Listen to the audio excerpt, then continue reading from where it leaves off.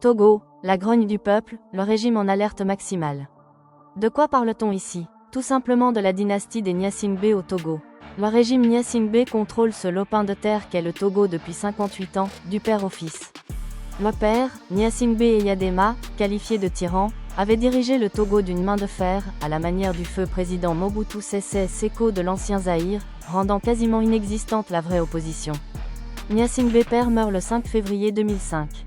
La majorité de la population imaginait un retour à la normale de la démocratie avec un changement de régime pour le bien de la population. Mais c'est sans connaître la puissance des membres du régime qu'il avait réussi à asseoir durant ses 38 ans de règne. Face à un passage de force auquel se sont retrouvés impuissants les Togolais, les membres influents du régime ont réussi à imposer son fils Faure Gnassingbé comme le nouveau président du Togo, violant ainsi la constitution du pays. Ils ont ensuite été rappelés à l'ordre par leurs amis de la CEDEAO et la communauté internationale et avaient essayé de faire une élection présidentielle truffée d'irrégularités, qui avait enregistré plus de 1000 morts. Lassés et sans aucune opposition véritable comme pied d'appui, les Togolais se sont résolus dans le mutisme et la peur, voyant ainsi leurs propres enfants subir l'injustice de la dictature sans dire mot. Mais depuis le passage à la Ve République, une république purement parlementaire où la population s'est fait retirer le droit de vote, la colère a commencé à émerger en leur sein, créant ainsi l'unité et le rapprochement entre les fils et filles du Nord et du Sud, chose que la commission Vérité, Justice et Réconciliation n'a jamais réussi à faire. Plusieurs aînés, hommes de rang, journalistes, citoyens lambda ont par le passé tenté de faire bouger les lignes sans pour autant y réussir et se sont retrouvés en exil au finish. Mais aujourd'hui, ce qui semble être la goutte d'eau qui a fait déborder le vase reste l'arrestation de l'artiste engagé Amron, fils du Nord, qui a longtemps baigné dans le régime puis, du jour au lendemain, a décidé de dire non à la minorité pilleuse. Son arrestation musclée déclenche la grogne au sein du peuple sans distinction d'ethnie. Les fils du Nord, qui ont longtemps été considérés comme soutenant ce régime dictatorial de Faure Gnassingbé, ont commencé eux aussi à taper du poing sur la table. Je vais mourir pour mon pays. Maintenant, nous sommes fatigués au Togo. Tout le monde est fatigué. On n'a qu'à dire la vérité. La peur, la mort. Où est le problème? C'est aujourd'hui, fort avec ces gens, ils vont venir me tuer. Moi qui assis ici là. Et ceux demain, ils vont me trouver. Non, donc ils vont nous tuer un à un. Quand on va finir là, les gens qu'ils vont venir diriger là, ils vont dire dans le monde entier que c'est comme ça. Eux-mêmes, ils n'ont pas peur, ils n'ont pas honte de eux. Fort même là où il est là, il n'est pas honte. Si c'est moi, mais je ne peux pas marcher pour aller pays en pays que moi je suis un président. Il n'est pas honte. Tu prends ton propre frère, même père du sang, tu mets en prison. Tu prends les gens, tu bloques les biens de tes frères et tu dis tu es président. Tu gouvernes au Togo. Moi je ne te connais pas. On ne te connaît pas au Togo. En même temps tu es sorti, tu es devenu. En même coup tu es sorti. Tu es venu au Togo que tu vas diriger qui? C'est les animaux. Tu n'es pas honte. Et ta maman même là, elle n'est pas une autre mère. C'est une maman qui accouche. Tu tombes en grossesse, tu vas à l'hôpital et tu sens la douleur là. Ce que son fils fait là, il ne peut pas faire. Et je vais vous dire aujourd'hui, c'est pas fort qui gouverne le pays, c'est sa maman même. Sa maman, c'est une femme qui gouverne. Ce que dit là, c'est que son fils fait. Nous sommes fatigués. À parler même maman de fond, quand tu arrives dans son village, là, personne ne peut pas parler mal de son fils. Même quand on cause comme ça, il ne sait pas de quoi ça dit là. Ils vont aller chercher les Kwarabiés maudits. Moi, depuis que je suis né, j'aime pas vieillir. Actuellement, j'ai dans le 36 ans. J'aime pas vieillir. Je n'ai jamais vu un enfant de Kwarabié qui a bon reçu ou bien un Kwarabié au Togo aussi. Il a fini son retraite et il a bien tenu le coup. Non, maladie par-ci, par-là, et puis tu le vois parce que vous êtes maudits. Ce qu'il ne voulait pas, il ne veut pas que vous allez faire ça. Quand Fort vous envoie là, nous les innocents, nous qui n'avons pas des armes, c'est derrière nous, vous allez revenir pour nous attraper. Et Fort même là. Moi, je pensais que quand on met le corps à pied, c'est un président qui ne sait pas bon là. Ils vont l'attraper. C'est nous-mêmes vous allez venir attraper. Vous-même, vous êtes maudits au Togo. Si on dit les gens qui sont calés même là, c'est le Kwarabié au Togo. Et ils sont malheureux. Tu ne peux pas arriver dans la maison de Kwarabié. Tu vois, sa femme va bien s'habiller. Ses enfants vont bien manger. Mais on vous envoie, vous allez aller attraper les gens comme les moutons. C'est vous-même qui êtes des moutons. Moi comme ça là, si moi comme ça, il ne peut pas m'envoyer aller attraper quelqu'un. Si ce n'est pas fait de visage, il faut laisser fort. Face à face, moi je suis une femme. Il me donne un claque, mais je lui donne un claque. Sans quoi, on va voir. On va voir qui va faire tomber un. Ça c'est quoi? On ne peut pas parler au Togo. Quand tu vas parler, ils vont te chercher pour te faire du mal. Depuis avant-hier, j'ai fait vidéo là. Tout le monde m'écrit, venez même si vous voulez, moi, mais je vais venir le mois demain, vous allez m'attraper. Ça c'est quel problème ça? On ne peut pas parler au Togo, on ne peut pas manger. Quand tu manges, tout le monde appelle. Quand tu vas faire, ils vont te tuer. Mes amis, les gens qui disent que madame, fais très attention, ils vont te tuer. Forme, il n'a qu'à venir me tuer. Moi, mais je sais c'est la mort. Parce que le Togo est mal. Tout le monde est déjà mort même dans ce pays-là. Ce n'est pas moi seul qui est déjà mort. Oui, vous me dites qu'ils vont venir me tuer. Il n'a qu'à venir me tuer. Est-ce que vous pensez que tous les Togolais, là, nous sommes vivants? Nous ne sommes pas vivants. Hein, parce qu'on n'arrive pas à manger. On n'arrive pas à rire. On te fait quelque chose, ça te fait mal, tu ne peux pas parler. Si quelqu'un veut, il n'a qu'à moi, j'ai prévu, je vais sacrifier vous demain bien-être de mes enfants. C'est quoi le problème? Méfiez-vous, les connards.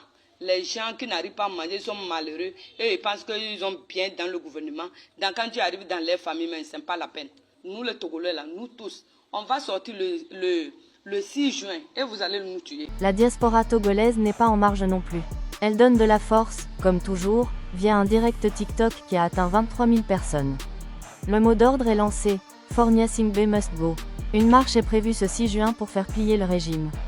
Trop c'est trop, le régime tremble. Les ex-militaires montent au créneau. Bonjour chers compatriotes. J'espère que vous allez bien. Hier, j'ai posté une vidéo concernant la révolution. Et actuellement, nous sommes dans la même marche. Je tiens à faire savoir à tout le monde que cette révolution dont nous parlons n'est pas une blague. La révolution dont nous parlons n'est pas une révolution armée. Ceux qui sont derrière moi, ce sont mes agents de sécurité qui me gardent. Je sais que le Togolais sait beaucoup mentir. Après, on dira que nous sommes armés et tout ça. Il n'y a pas de souci. Tout ce que nous pourrons faire pour sauver le Togo, nous le ferons. Je viens d'un pays où la jeunesse est mise à l'écart. Où la jeunesse n'est même pas considérée. On piétine la jeunesse. Où on va même jusqu'à retirer le droit de vote à la jeunesse. Je viens d'un pays où les malades ont du mal à aller se soigner dans les hôpitaux. Ils ont du mal. Tu es malade, tu as peur même d'aller à l'hôpital à cause du coût. Ou dans des hôpitaux, il n'y a même pas de lit pour que les gens se fassent prendre en charge. Les hôpitaux où il n'y a rien. C'est de ce genre de pays que je vis. Le Togo est un pays où nos mamans dans les marchés souffrent. À cause de quoi? À cause de la mairie, des taxes et tout ça là. Dans les marchés, même nos mamans souffrent. Et tout ça doit s'arrêter maintenant. Et si nous les jeunes, nous ne nous sacrifions pas aujourd'hui pour que le Togo soit libéré, je ne sais pas qui viendra le faire demain. À tous ceux qui m'inboxent, à tous ceux qui me menacent, à tous ceux qui me suivent, essayent de me suivre pour me faire du mal, je tiens à vous informer que je suis prêt pour vous et je vous attends. J'attends mon arrestation, j'attends ma mort dans ce combat. Parce que ce combat n'aura que deux issues.